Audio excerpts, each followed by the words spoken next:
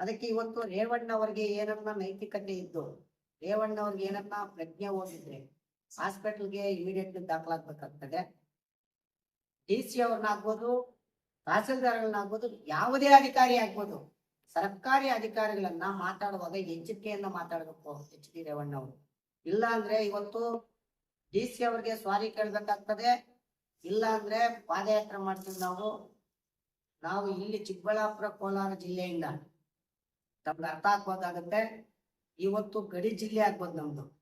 ಆದ್ರೆ ನಾವು ಏನು ಮತ್ತೆ ವಿಧಾನಸೌಧಕ್ಕೆ ಬಂದು ರೇವಣ್ಣ ಅವ್ರನ್ನ ಶಾಸಕರಿಂದ ವಜಾ ಮಾಡ್ಬೇಕು ಅಂತ ನಾವು ಮತ್ತೆ ಹೋರಾಟ ಮಾಡಕ್ಕೆ ನಾವು ಸಿದ್ಧತೆ ಆಗ್ತೀವಂತ ತಮ್ಮ ಮಾಧ್ಯಮ ಮುಖಾಂತರ ಹೇಳ್ತಾ ಇದ್ದೀವಿ. ಇವತ್ತು ರಾಜೀನಾಮೆ ಕೊಡ್ಬೇಕಾಗ್ತದೆ, ಸ್ವಾರಿ ಕೇಳ್ಬೇಕಾಗ್ತದೆ. ಆ ಹೆಣ್ಣು ಮಗಳನ್ನ ಇವತ್ತು ಏನು ಜಿಲ್ಲಾ ಅಧಿಕಾರಿಗಳನ್ನ ಹಾಸನ ಡಿ.ಸಿ ಅವ್ರನ್ನ ಲತಾ ಕುಮಾರಿ ಅವರನ್ನ ಇವತ್ತು ಅಗೌರವಾಗಿ ಮಾತಾಡಿರೋದಂತ ಜಾಲತಾಣಗಳನ್ನೆಲ್ಲ ಬರ್ತಿದೆ. ಅವ್ರಿಗೇನನ್ನ ಸ್ವಾರಿ ಕೇಳಿ ಇಲ್ಲ ಅವ್ರಿಗೆ ನೋವು ಬಂದಿದೆ ಇವತ್ತು ಏನು ನಮ್ಮ ಡಿ.ಸಿ ಅವ್ರಿಗೆ ಇವತ್ತು ಮಾಧ್ಯಮದ ಮುಖಾಂತರ ಬಂದು ಸ್ವಾರಿ ಕೇಳ್ಬೇಕಾಗ್ತದೆ. ಈ ಸಮಾಜಕ್ಕೆ ಹೆಣ್ಣಿಗೆ ಅಗೌರವ ತಂದಿದ್ದಾರೆ. ಇಲ್ಲ ಅಂದ್ರೆ ಮುಂದಿನ ದಿನಗಳಲ್ಲಿ ನಾವೆಲ್ಲ ಈ ರಾಜ್ಯಾದ್ಯಂತ ಎಚ್.ಡಿ. ರೇವಣ್ಣ ಅವ್ರ ಮೇಲೆ ಪ್ರತಿಭಟನೆ ಮಾಡಕ್ಕೆ ಮನೆ ಮನೆಗಳಿಗೂ ಹೋಗಿ ಮುಂದಿನ ದಿನಗಳಲ್ಲಿ ನಾವು ಉಗ್ರ ಹೋರಾಟ ಮಾಡಕ್ಕೆ ರೆಡಿ ಆಗಿದ್ದೇವೆ. ಇವತ್ತು ಕೆಲವು ಶಾಸಕರು ಈ ಅಧಿಕಾರಿಗಳನ್ನ ಬಳಸ್ಕೊಂಡು ಇವರು ಅಧಿಕಾರ ಚಲಾಯಿಸುವಾಗ ಅವರು ಬೇಕಾಬಿಟ್ಟಿ ಜನಗಳನ್ನ ಅವ್ರನ್ನ ಓಟ್ ಹಾಕಿ ಕಳಿಸಿರಲ್ಲ. ಏನ್ ಅವರಾಗಿ ಅವ್ರು ಹೋಗಿ ಓಟ್ ಹಾಕೊಂಡು ಅಧಿಕಾರದಲ್ಲಿ ಕುತ್ಕೊಳ್ಳಲ್ಲ. ಅವ್ರಿಗೆ ಜನಪ್ರತಿನಿಧಿಗಳು ಏನ್ ನಾವು ಕಳ್ಸಿರ್ತೀವಿ, ನಾವು ಸಾಮಾನ್ಯ ಜನ ಇವತ್ತು ಓಟ್ ಹಾಕಿ ಕಳ್ಸಿದ್ರೆ ನೀವು ಸಿ.ಎಂ ಆಗ್ತೀರಾ, ಎಮ್.ಎಲ್.ಎ ಆಗ್ತೀರಾ, MP ಆಗ್ತೀರಾ, ಎಲ್ಲ ಆಗ್ತೀರಾ. ಈಗ ರೇವಣ್ಣ ಅವ್ರು ಒಬ್ರೇ ಹೋಗಿ ಅಲ್ಲೇನ ಜನಗಳಿಗೆ ಒಳ್ಳೇದ್ ಮಾಡೋದಕ್ಕೆ ಡಿ.ಸಿ ಅವ್ರು ಬಂದಿರೋದು.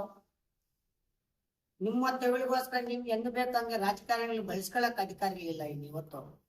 ಇವತ್ತು ಬಾಬಾ ಸಾಹೇಬ್ ಅಂಬೇಡ್ಕರ್ ಹೇಳ್ದಂಗೆ ಸಂವಿಧಾನಾತ್ಮಕವಾಗಿ ಅವ್ರು ಓದ್ಕೊಂಡು ಶ್ರಮ ಪಟ್ಟು ಲಕ್ಷಾಂತರ ರೂಪಾಯಿ ಬಂಡವಾಳಗಳನ್ನ ಹಾಕೊಂಡು ಎಜುಕೇಶನ್ ಮಾಡ್ಕೊಂಡ್ಬಂದು ಆ ಚೇರಲ್ಲಿ ಕುತ್ಕೊಂಡ್ರೆ ನೀವು ಏನೋ ನಿಮ್ಮ ತೆಗಳಿಗೋಸ್ಕರ ನೀವ್ ಏನೇನೋ ಮಾತಾಡ್ಬಿಟ್ರೆ ಇವತ್ತು ನೀವ್ ಹೇಳ್ದಂಗೆ ಮಾಡಿಲ್ಲ ಅಂದ್ಬಿಟ್ಟು ತಾವು ನೋಡ್ಬೇಕಾಗುತ್ತೆ. ನೋಡಿ ಮಾಧ್ಯಮದ ಮಿತ್ರರು, ಇವತ್ತು ಎಚ್.ಡಿ. ರೇವಣ್ಣ ಅವರು ಮಾತಾಡುವಂತ ಮಾತುಗಳಲ್ಲಿ ಸ್ಪಷ್ಟವಾಗಿದೆ. ಅವರು ಹೇಳಿದ್ದು ಕೆಲಸ ಮಾಡಿಲ್ಲ ಜಿಲ್ಲಾಧಿಕಾರಿಗಳಂತ ಸುಮಾರು ಹಲವು ಜಿಲ್ಲಾಧಿಕಾರಿಗಳನ್ನ ಮಾನಸಿಕವಾಗಿ ತೊಂದರೆಯನ್ನ ಕೊಡುವಂತ ರೇವಣ್ಣ ಅವರೇ, ನಿಮಗೆ ಜ್ಞಾನ ತೆಪ್ಪಿದೆ ಅಂತ ಹೇಳಕ್ ಇಷ್ಟಪಡ್ತೀವಿ. ತಾವು ನಿಖಿಲ್ ಕುಮಾರಸ್ವಾಮಿ ಮಾತಾಡೋದ್ ಕೇಳ್ರಿ, ನಿಮ್ಮ ಮಗ ಅವರು ಕುಮಾರಸ್ವಾಮಿ ಮಾತಾಡೋದನ್ನ ಕೇಳಿ ಹೆಣ್ಣು ಮಕ್ಳನ್ನ ಗೌರವವಾಗಿ ಯಾವ ರೀತಿ ಮಾತಾಡ್ತಾ ಇದ್ದಾರೆ ಅಂತ.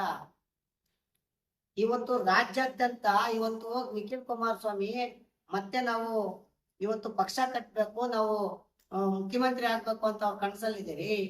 ಇದೇ ನಮ್ಮ ಪಕ್ಕ ಜಿಲ್ಲೆಯಲ್ಲಿ ತಮಿಳುನಾಡಲ್ಲಿ ಇವತ್ತು ಮಾಡಿದ್ರು, ಸಿಂಹಾಕ್ನಲ್ಲಿ ಇವತ್ತು ಸಿ.ಎಂ ಆಗಿದ್ದಾರೆ. ನೀವ್ ಈ ತರ ಮಧ್ಯದಲ್ಲಿ ಜನಗಳು ದಿಕ್ಕು ತಪ್ಪಿಸ್ತಾ ಇದ್ರಿ, ಎಲ್ರಿ ಸಿ.ಎಂ ಆಗಕ್ಕಾಗುತ್ತೆ? ಅವ್ರನ್ನೆಲ್ಲ ನೀವು ದಿಕ್ಕು ತಪ್ಪಿಸ್ತಾ ಇದ್ದೀರಾ. ಅದಕ್ಕೆ ಇವತ್ತು ರೇವಣ್ಣ ಅವ್ರಿಗೆ ಏನನ್ನ ನೈತಿಕತೆ ಇದ್ದು, ರೇವಣ್ಣ ಅವ್ರಿಗೆ ಏನನ್ನ ಪ್ರಜ್ಞೆ ಹೋಗಿದ್ರೆ ಹಾಸ್ಪಿಟಲ್ಗೆ ಇಮಿಡಿಯೇಟ್ ದಾಖಲಾಗಬೇಕಾಗ್ತದೆ. ಡಿ.ಸಿ ಅವ್ರನ್ನಾಗ್ಬೋದು, ತಹಸೀಲ್ದಾರ್ಗಳನ್ನಾಗ್ಬೋದು, ಯಾವುದೇ ಅಧಿಕಾರಿ ಆಗ್ಬೋದು, ಸರ್ಕಾರಿ ಅಧಿಕಾರಿಗಳನ್ನ ಮಾತಾಡುವಾಗ ಎಚ್ಚರಿಕೆಯನ್ನ ಮಾತಾಡಬೇಕು ಎಚ್.ಡಿ. ರೇವಣ್ಣ ಅವರು. ಇಲ್ಲ ಅಂದ್ರೆ ಇವತ್ತು ಡಿ.ಸಿ ಅವ್ರಿಗೆ ಸ್ವಾರಿ ಕೇಳ್ಬೇಕಾಗ್ತದೆ. ಇಲ್ಲ ಅಂದ್ರೆ ಪಾದಯಾತ್ರೆ ಮಾಡ್ತೀವಿ ನಾವು ಇಲ್ಲಿ ಚಿಕ್ಕಬಳ್ಳಾಪುರ ಕೋಲಾರ ಜಿಲ್ಲೆಯಿಂದ ನಮ್ಗೆ ಅರ್ಥ ಆಗ್ಬೋದಾಗುತ್ತೆ. ಇವತ್ತು ಗಡಿ ಜಿಲ್ಲೆ ಆಗ್ಬೋದು ನಮ್ದು.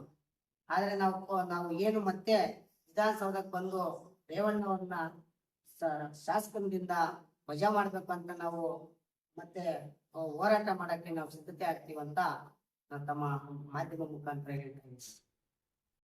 ರೇವಣ್ಣ ಅವರು ಒಂದು ಹೆಣ್ಣು ಮಗುನ ಕೆಟ್ಟದಾಗಿ ಮಾತಾಡಿರೋದಕ್ಕೋಸ್ಕರ ನಾವು ಒಂದು ಹೆಣ್ಣು ಮಕ್ಕಳಿಗೆ ನಾವು ಅಗೌರವಾಗಿ ಮಾತಾಡೋದಕ್ಕೆ ಮರ್ಯಾದೆ ಕೊಟ್ಟು ಮಾತಾಡ್ಲಿ, ಅವಶ್ಯಕತೆ ಮಾತಾಡೋದ್ರಿಂದ